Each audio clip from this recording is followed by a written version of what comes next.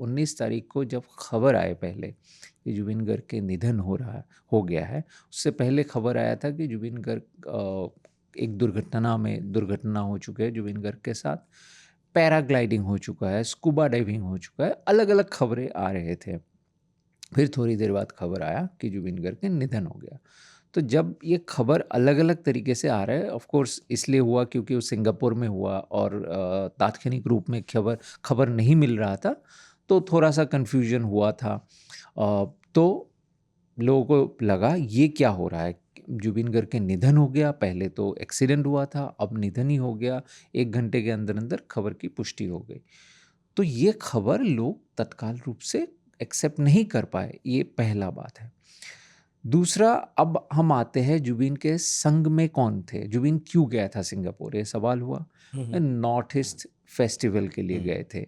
North east festival के आयोजक है शामकनु महंता, और जुबिन के साथ जुबिन के जो मैनेजर है सिद्धार्थ शर्मा, ये दोनों गए थे, और भी बहुत लोग थे। और ये फेस्टिवल सिंगापुर में होता वो है? सिंगापुर में नॉर्थ ईस्ट फेस्टिवल, वो अलग अलग, लास्ट टाइम वो बैंकॉक में हुआ था, हाँ। दिल्ली में भी हुआ था।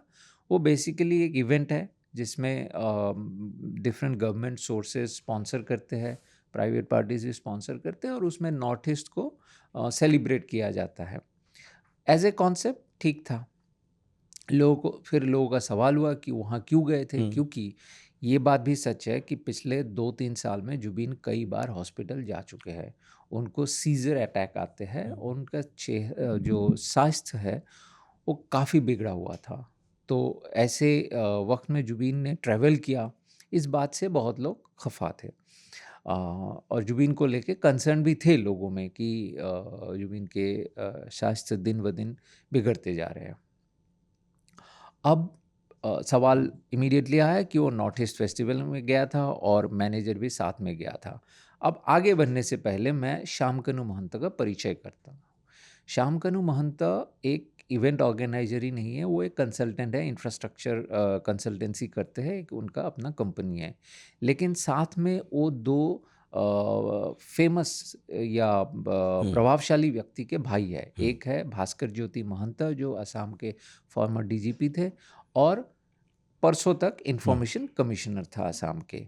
और ये कहा जाता है कि असम के जो भी पॉलिटिकल स्ट्रक्चर है, यो कांग्रेस का हो, बीजेपी का हो, स्ट्रक्चर के साथ क्योंकि वो डीजीपी रह चुके हैं, वो एक आईपीएस ऑफिसर है, तो पॉलिटिकल पावर के साथ तो उनका सिस्टम का हिस्सा है, संबंध है।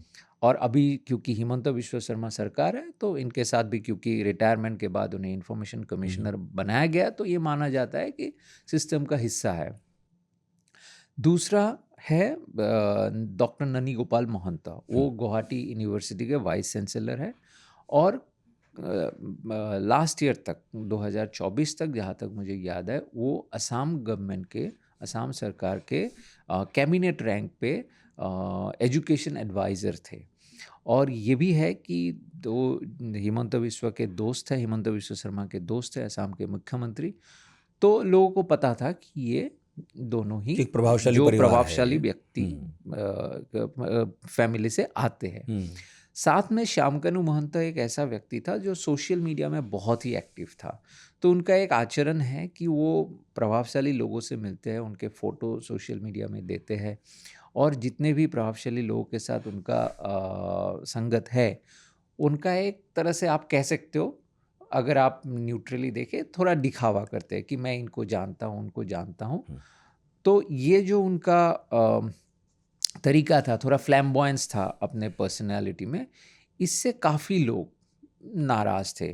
बोलते नहीं थे, लेकिन वो होते ना समाज में कि वो प्रभावशाली है, पूरे फैमिली प्रभावशाली है, तो लोगों को जलन भी होता है, कुछ लोगों को वो एक असंतोष, एक असंतोष भी धीरे-धीरे है, अपने आप ही गुस्सा चिढ़ हो जाती है। और वो कुछ तरीकों से वो खुद भी ऑफेंड करते थे लोगों को। जैसे वो घर में डिनर पार्टी रखते थे, तो 10 प्रभावशाली लोगों को बुलाया, तो 10 रह गए, तो शायद गुस्सा हो जाते। और वो ये जो फेस्टिवल है, इसे लगातार आयोजित करते थे, वो करते रहते। वो लोग सोचते थे ये इनका एक तरीका है, पैसे कमाने का तरीका है। वो है, कुछ हद तक है, लेकिन अगर आप बहुत गौर से देखोगे तो इतना भी पैसे वो कमा नहीं पाते। मैं इसलिए नहीं कह रहा हूँ क्योंकि मैं जानता हूँ इवेंट्स कैसे होते हैं, लेकिन ये एक इन्फ्लुएंस गैदर करने का भी तरीका है। तो ये सब मिलके शामकानू महंत के ऊपर लोग थोड़ा खफा थे। इसलिए जब भी ये जुबिन के मौत के बारे में जब भी क्रिटिसिज्म शुरू हुआ, तो शामकानू के सो कॉल्ड वही लोग जो उनके साथ वाइन और डाइन करते थे, वही लोगों ने सबसे पहले शामकानू के तरफ अपना जो आक्रोश जाहिर किया। प्रकट किया वो सोशल मीडिया में।